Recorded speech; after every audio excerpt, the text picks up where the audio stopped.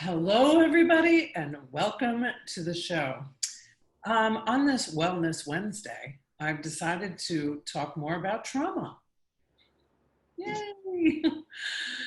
Nothing screams wellness like trauma.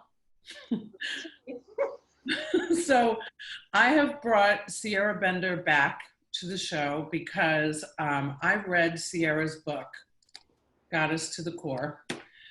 An inspired workout to maximize your fitness, beauty, and power. I read this, what was it, like 3 years ago? Mm-hmm. Yeah. I took it on vacation and I have notes through the whole thing. Okay. And I highly recommend this book for more reasons that I could tell you in this little episode. But I want to talk to the only person I thought of when I think about generational trauma. And Sierra and I had a long conversation about it a long time ago. And not everybody is aware of, in my opinion, the people I've spoken to are not aware of it. So I'm sure there's many people aware of generational trauma, but not so many that I know. So Sierra Bender is here to talk to us today about generational trauma. Lucky you, lucky us. Welcome to the show, Sierra. Please just feel free to just take the helm and just talk about whatever comes to spirit right now for you when we are talking about this big topic. Well, it's always a pleasure to talk to you. It's always real and raw. It's always the purpose of helping people and breaking through the silence. I know that about us. Mm-hmm. And the silence is the violence. So for me, let me define what trauma is. And this is part of my method, the 4-Body Fit method that's been clinically researched by the Department of Psychology at American University and Harvard. And to define trauma is any time you went out of your body in an uncomfortable situation. I'm going to say that again. Anytime you went out of your body in an uncomfortable situation. That could be grieving. You've lost someone that you love. You've lost an animal. You had a bad birthing experience. How about your first sexual experience? Rape, of course, we think of trauma. We always think it has to be this huge hit, but it's not. It's any time you went out of your body in an uncomfortable situation. Then what happens is, following the 4-Body Fit method, is spiritually, mentally, emotionally, and physically, your authentic self, you went out of your body, you disassociate, it's called, and you start to create these belief systems, the brain does, because it doesn't want to go back to that trauma. So what it does is it starts to pull you further and further and further away from that pain. And then years and years of it, it's like, whoa, we're walking like this instead of this. We've lost our connection with our true authentic self. We've lost our connection with spirit, creator, whatever that means to you. We lost connection with our body. We lost connection with our feelings. And we start walking this lie, all to protect yourself from going back to that situation. So you said a very important word before when we were chatting. Of course, at 9:30 we were starting, and it's now 10:15. Technically, when you're watching this, it's 5:30. Who knows what time it is, and who cares? But you said the word compassion, which has been it's been a big word for me when thinking about others and how they deal with their own trauma.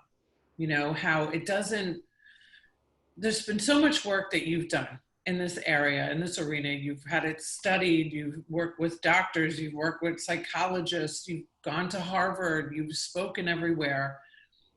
You've done work with people, you've done huge events, you've climbed Machu Picchu 19,000 times, I'm sure by now.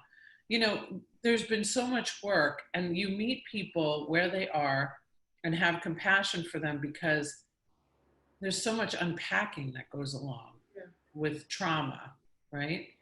And when you talked to me that first time about generational trauma, just getting to understand our parents, our grandparents, and our great-grandparents, they never even came into my mind when I thought about my own trauma.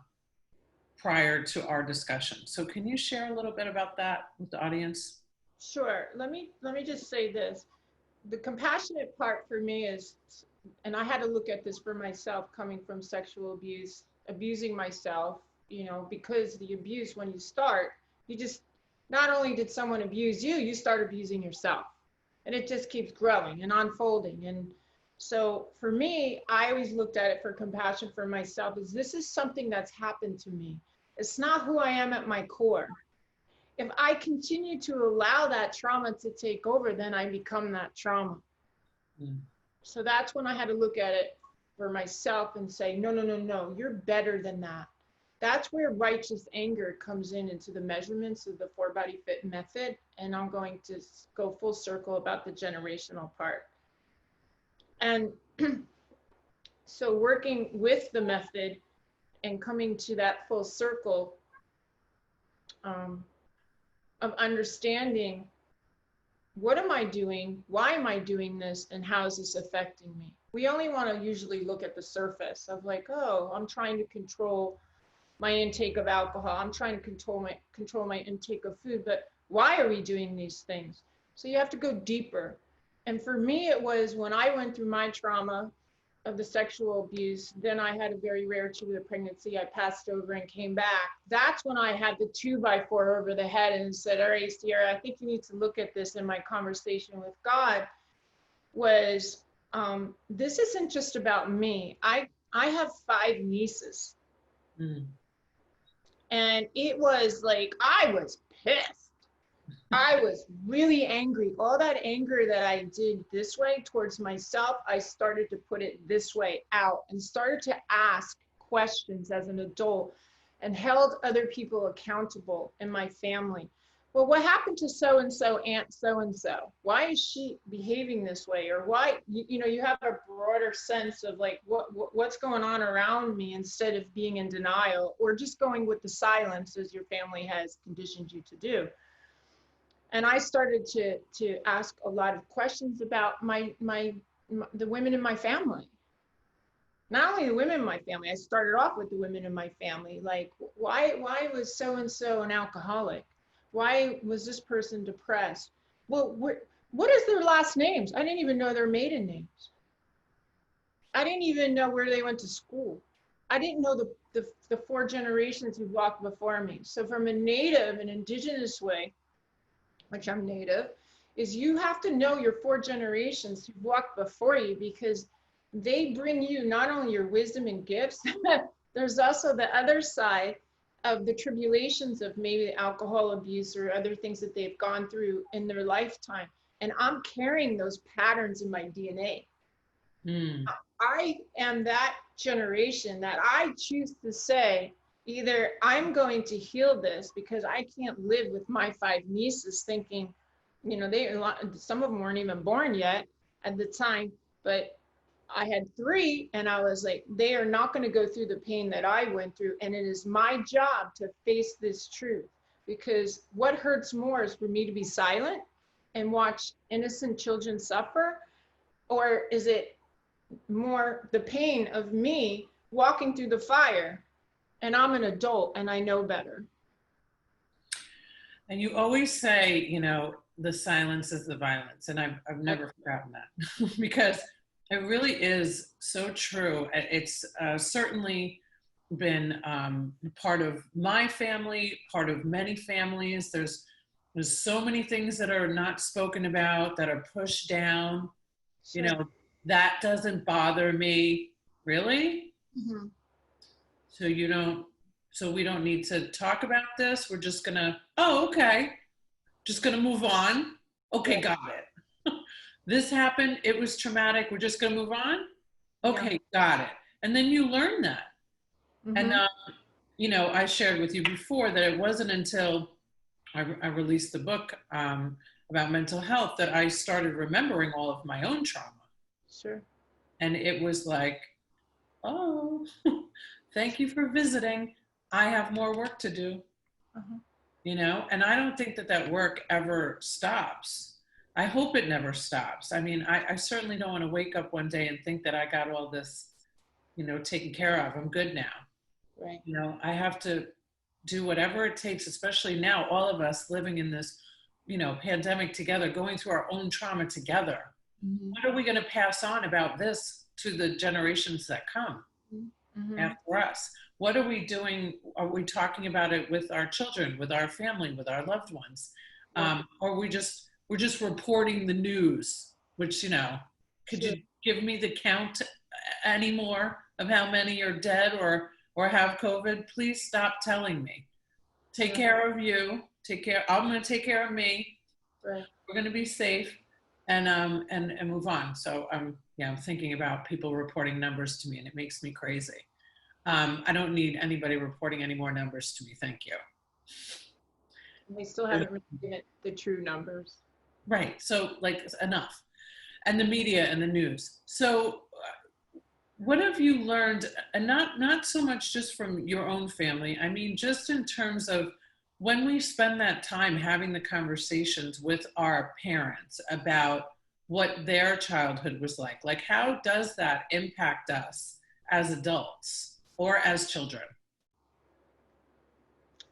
Well, the conversation, well, first of all, for me, what I did is that if I want to find out, then I have to know going in, I'm going to be attacked because I'm pushing buttons of pain that they've buried and learned how to protect themselves. And I had to be compassionate enough with that, with myself, but the righteous anger is still always there. Do not lie to me.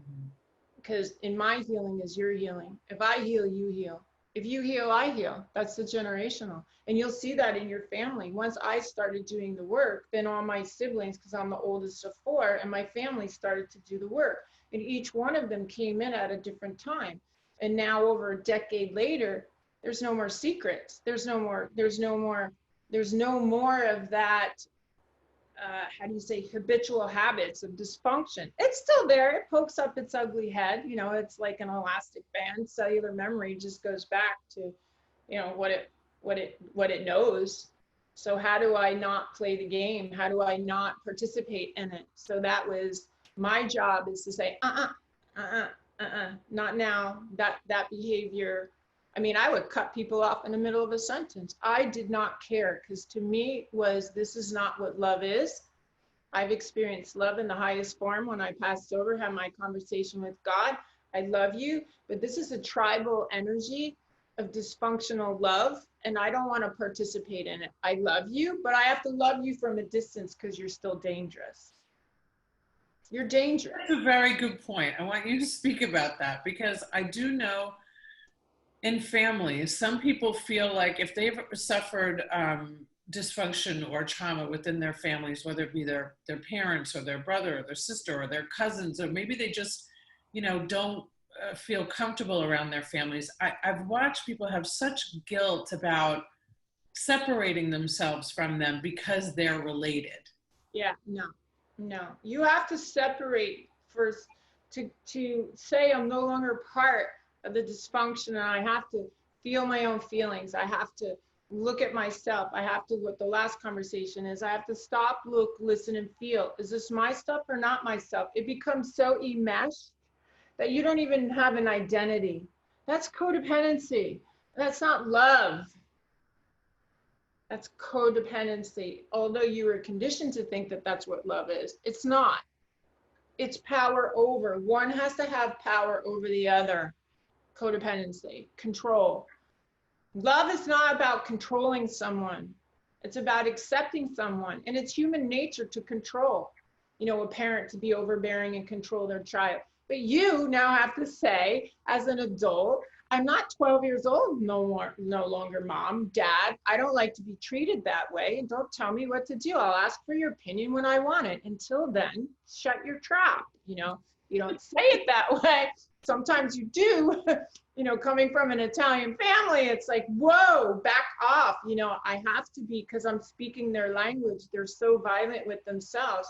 If I said, please don't say that, I really don't appreciate that, they'd go right over me. But if I said, whoa, okay, what you're doing right now, and the tone of my voice and my body language says unacceptable, and back off. So you hear the difference?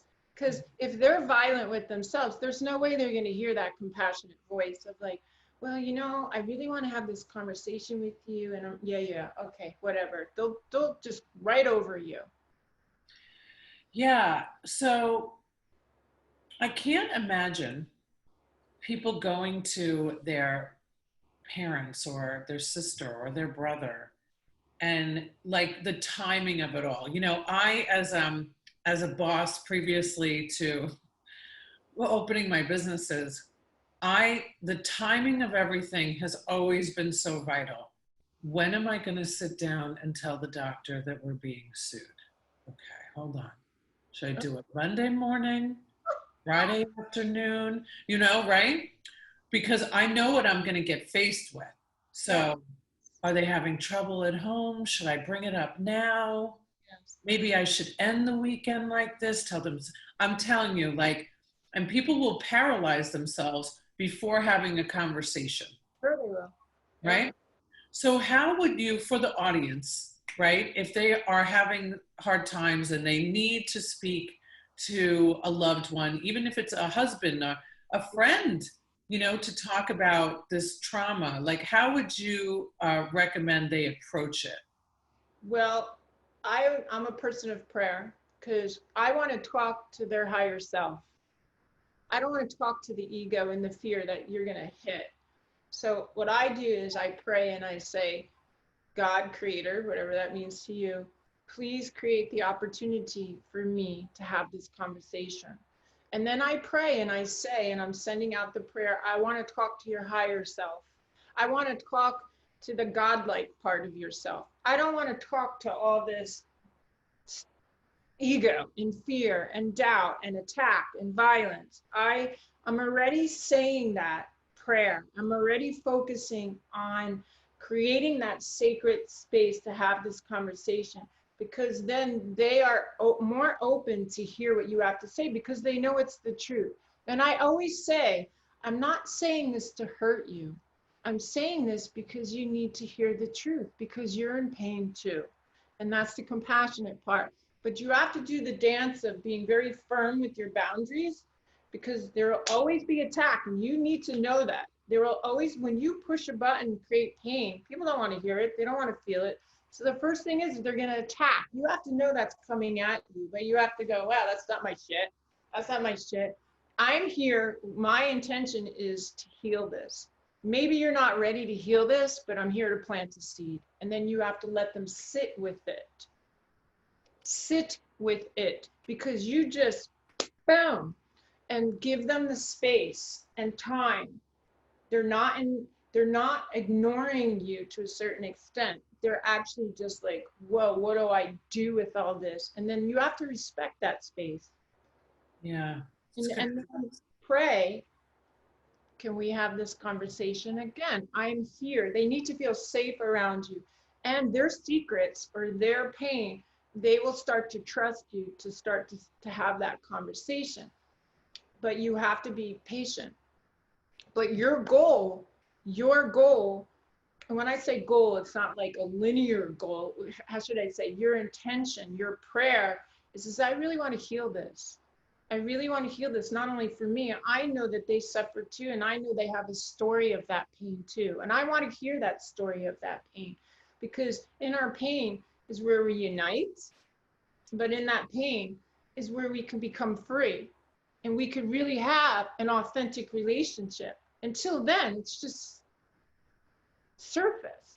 Haven't you found that the actual greatest relationships are the ones where you're facing everything, like you disagree, but you're like, all right, let's disagree together and we're going to be okay. I say this a lot, what I'm going to tell you, it's going to be painful. We're going to get through this. Yeah. I'm not going anywhere. I'm doing this because I love you.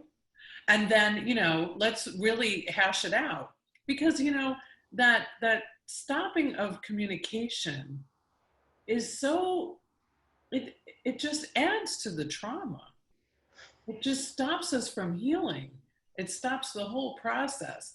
So, oh my God, I could talk about this forever because I watch it all the time. I'm watching people traumatized everywhere I go.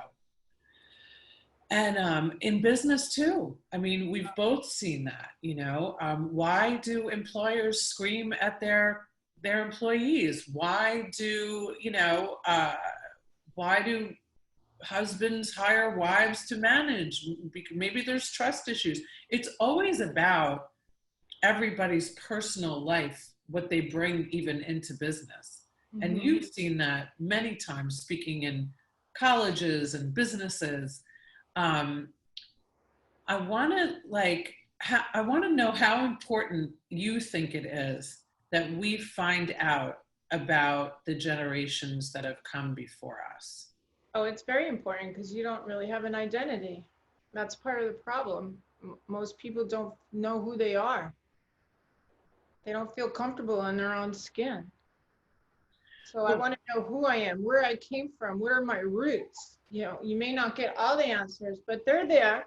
You have to search, you have to do the homework and have those conversations with your mom, your grandma, your aunt, your grandfather. You know, it's amazing. I love history.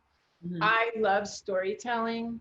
You know, it's so, again, very native storytelling. It's like, I love to hear the legends and, you know, about the stories of my family and the tribulations that they went through. Because now I understand where my strengths come from, or where my weaknesses come from, or, you know, like, wow, I wish I knew in college or when I was younger that alcoholism is in my family. I would have then known not to ever pick up a drink. Mm-hmm. That I have the gene in my family gene pool of alcoholism. Oh, wait a minute, with alcohol, oh, depression. You know, every family has it. Every family has it. However, if I knew that when I was younger, it would have made a lot more sense of why I reacted the way I did to alcohol or any drugs or anything that I did. I would have been like, wow, now I understand. Don't even go there. So it would have prevented a lot of pain that I didn't need to go through. Now, that doesn't mean you wouldn't experiment because you're a kid. And of course, you know, I know everything. You're going to go in there. But in the back of your mind, you have that seed that was planted, like, be careful, and understanding that. Yeah. There's so much. Let's talk for a moment about shame. Yeah. That's two fun words we're talking about today: trauma and shame. um, I was listening to Brene Brown this morning, and I don't know if what experience you've had listening to her, but I was always very anti Brene Brown. Yeah. I don't know why. I think it was because I like the real raw, and she seemed to put together to be talking about shame. There was no cursing. There was no, in your face. It's so weird that that's how I process things, but that's my truth. And now that I've been listening to her so much more lately, I'm really I'm just understanding so much more about shame and the differences between shame and guilt, and how people carry that shame, and it prevents us from really becoming who we're truly meant to be, right? I mean, what are your experiences with all the people that you've worked with? And I know so many of them have been women, but also many men. What is that breaking down of shame look like in your world? In my world, the shame is the secret. You know, if I come out with the secret, if I come out with this pain or whatever I need to say, people are going to reject me. People are not going to like me because I'm not all together. I don't want them to see the things that I've done that I'm ashamed of. So, oh my God, I can only imagine what other people are going to think of. So the shame is that there's one shame of yourself doing it to yourself. And then there's the other shame of the tribal energy of shame, of like, you're the black sheep of the family and they want to keep you silent, or they want to disempower you. So there's the shame of like the outside world doing that to you. So there's two different ways of looking at it. And when you have both, oh my gosh, it's a lot. It's a lot. So you drown in it. You actually drown in it. And through all the women that I've worked with, and this was part because, Brene Brown does a lot of the same things it's that I do with the research, and it's also hearing the stories of these women. And every time women gathered, 60% of them were a statistic of sexual abuse. I can't even tell you how many with, well, more than 50% of them were divorced. Very educated women, smart, beautiful. The shame is the abuse, that they came from a statistic of abuse. However, no one knew about it. Their husbands didn't know about it. Their partners didn't know about it. This is the shame. And what I saw in the patterns is they picked their drug. Now, when I say drug, it was either a bottle of wine a night, it was shopaholics, workaholics, workoutaholics, it was some type of drug, antidepressants or Xanax. They were picking their drug to numb out the emotions and that shame that they experienced as a young girl, as a child, or whenever it happened to them, rape at college, whatever it was. And so that shame, they were turning it in, turns into also depression. It's turned in anger because they're angry at themselves because maybe what happened, they were innocent and they were taken advantage of. You think about all these women in India, how the family shames them if they were raped. It's not just in India, but in Africa, God forbid, if you walking down the street to go home from the market and you got raped, it's your fault. The shame, that tribal shame of our society and what we do to each other. It's horrific what I see with women. And here we are thinking, oh, we've come so far as women. We're so empowered. Just because you have a job doesn't mean you're empowered. Just because you work does not mean you're empowered. Because your whole world's going to crumble at some point. And now you see the pattern with your children doing the same thing that you're doing. You're running, you keep them busy in 10 different sports because you're like this, they're like that. And that's the generational dysfunction. Now this kid's already picking up on the anxiety that, oh my God, I can't even breathe. I have to stay busy to prove my worthiness, because that's what they're trying to do as women. Prove my worthiness by how smart I am, how effective I am, how beautiful I am, how this and this. And I'm like, wow, look at this. All based upon one secret of shame that you can't admit to yourself or anyone else, that you come from a statistic of sexual abuse. Oh, and wait a second. And sometimes I've even seen, even when they said it, they pull it back. I didn't say that. Like, wow, wow. Wow. That's how deep it goes. And it's like, what's that shame that's so deep in your soul? That you were innocent. Someone took something away from you. And now I'm more or less, no, you take that back. I want to claim that back. You can't have that any longer. You can't have a piece of my soul. So that's where the righteous anger comes from, even for myself, of compassion for myself, and say, look, I'm more angry that this person has that much control over my mind, my emotions, my future, my marriage, my children. Whoa, that's like the fire in my belly and my heart that says, Italian little girl comes back out more powerful. Instead of being a warrior trying to attack, it's more or less like, look inside and do the work, Sierra. When that person can no longer affect your mind, your emotions, your future, any part of your being, that's why I always say the best revenge is to heal. Healing. Oh my God. Best revenge is to heal, because now that can no longer affect you. Mm-hmm. I was in one of many therapists in my 20s, maybe, late 20s. And I went specifically for a relationship, okay? I wasn't there for anything I had gone through with addiction, right? Just specific to a relationship. So I set the stage to the therapist. This is what we're talking about. We're not going to talk about anything else. She said, well, I just need a little history. And I ran it off, I was like, I was addicted to drugs, alcohol, blacked out, moved to Michigan, it was bad. I stayed there a few years, few rehabs. All right, so now let's get to this relationship. And I remember this therapist sat back and she said, you ran through The most dramatic life I've heard of in a long time, like a grocery list. Well, I never went back to her. She was so right on. I mean, she was so right on, but I was so not in that space. I was like, no, no, I'm done with that. Got it. Good for you. Yes. Yeah, I'm not I don't want to deal with that anymore. I'm good now.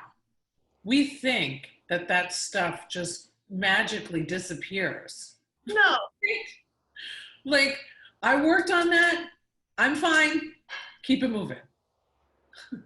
So, so talking about this, I realize has been, it's deep conversations, and, Yeah. and we're both from up north people, so this is our daily conversation. I'm Right. like, hey, nice to meet you. What fucked you up? Like, let's get to it. Hello, how long do we have to go through the weather and the pandemic to get to like having a real conversation, right? Because when you have gone through the work and a lot of healing and making a lot more mistakes and still continuing and learning, you just can't even accept anything less than having real, valuable, meaningful conversations with people anymore. Yeah. It's like, no, let's get to why you are so dysfunctional Right. together, and let's heal, just Yeah. like what you said. Well, that's the spiritual body. When you start doing this work, you need spiritual food, so you need people who are vulnerable and real and wanting to express themselves and don't come from that place of fear. It's not like you're going to put it all out on the table, but you recognize that, like, hey, this is the best person that I can have a conversation with about this. I'm not going to just tell anybody. So you're looking for those relationships that feed you. And then, doing the work is also, you have to do whatever it is that helps you connect to spirit, whether you go to church, whether you go to temple, whether it's nature, whether you, every 3 months, you should be checking in. Every 3 months, it's like a dog, shaking off fleas. You have to do something every 3 months to help you stay in alignment and stay healthy spiritually, mentally, emotionally, and physically. Because the spiritual body is first where you disconnect. There goes my ego, there goes the fear, there goes the shame, there goes, whoa, and all of a sudden you just keep going, and then it starts to take over. So what are you doing to hold yourself accountable to stay in alignment? So you have to, and that's what the definition of tribe actually means. We use this word so loosely in marketing, and I'm like, oh my God, like, it's just like now the new word is love. It's like, oh, really? Okay, let's just throw that out there. Like, it's great that there's a level of consciousness out there. However, what is it? Well, for me, it was when I passed over, love is not just an emotion. It's the most powerful force grounded by action and responsibility. That's what God told me when I passed over. I teach the intelligence of love. Love is compassionate, yet it's fierce. It's not all this love and light, unconditional, let's love everybody. No, that's not what it is. No. It's holding myself accountable to stay in alignment. It's holding myself accountable to be of service to spirit. It's holding myself accountable to be happy and healthy so I can pass that on to the people around me in the next generation. If I can't do that for myself, I don't care what movement you're in, love and light, black movement, this way, and this. If you can't do that for yourself, there's no way you're going to be able to do it for anybody else. You're just picking a cause because it's piercing your heart because you may feel sorry for them. That's the codependency. You may feel like, oh, like it's bringing up something in you and you need to attach yourself to something because you want to feel good about yourself. Hello. Are you really doing the work? And what about tribe? What is your definition of tribe? Tribe. You need an elder in your family around you that you go to for wisdom, that teaches you. This is your elder, the generational So it's like a drip line for you to stay in alignment, to understand where you came from, who you are, where you're going, what are your gifts, what is your medicine? Your medicine is your God-given gift. And that elder holds you accountable to stay in alignment so you don't become prey to the universe, right? And then you need someone that you can tell your deepest, darkest secrets, your shame, whatever that is, that no matter what, you know that this person is not going to judge you, that this person's going to look at you and go, okay, we all got it. But I feel really safe around you to express this, right? And then you need, people around you, like we're talking about, that support you, that love you, that want to see your success. Not like, hey, I wrote this book and my own family members don't even read it. Like it hurts. Yeah. Yeah. And so you create people around you who see you and know you and respect you and want you to be successful. Yes, they want to shine a light on you. And that's a true tribe. And they respect your medicine. They don't compete with you. They're not jealous of you. They're not envious of you. They respect your God-given gift in medicine, because each person has their own medicine. And you celebrate in that. You don't compete with it. It's like, wow, she's really good at that. He's really good at that. I need help with that. And that's how a tribe survives. Yeah. And I think that it's important that everybody really thinks about what they're passing on to the next generation. Like if you think that, the kids aren't watching very closely how you are behaving in your life, you're sadly mistaken. So that's, Cooper read my book my birthday gift was that he read it and then he summarized it for me. Wow. Because unlike what has happened in life, I am a strong communicator, and I have compassion. I understand why my family is the way that they are. I get it. I have compassion. I have empathy for it. But it is my life's mission to not pass that on anymore. Mm-hmm. To be okay with speaking about all the things that are so uncomfortable. That's breaking that chain of trauma. That's breaking it. So I'm going to highly recommend to the audience to get this book, Goddess to the Core. It is on Amazon. I will include a link. It is a workbook, people. I sat with this book at the beach and I have so many notes in it. Here's a note I just pulled out. Need to work on this. Let's see what it says. You know who you are and are proud of it. You accept all parts of yourself. So I wrote to myself that I needed to work on that. Well, I've been working on that. So thank you for pointing that out for me. So Sierra, thank you so much for being here. I know you have a client that needs you. God knows there's many people that need you. I'm so grateful that you are here to provide support and help and guidance for the community, because that's what this show was intended to do. I respect your work and I'm always so proud of what you do to help others and be of service. Yeah. Namaste. You too. Thank you, Sharon, as always. Thank you, Sierra. Okay. So don't forget, if you mention that you have seen the show or listened to the podcast, Thai Technology, 3 months for free.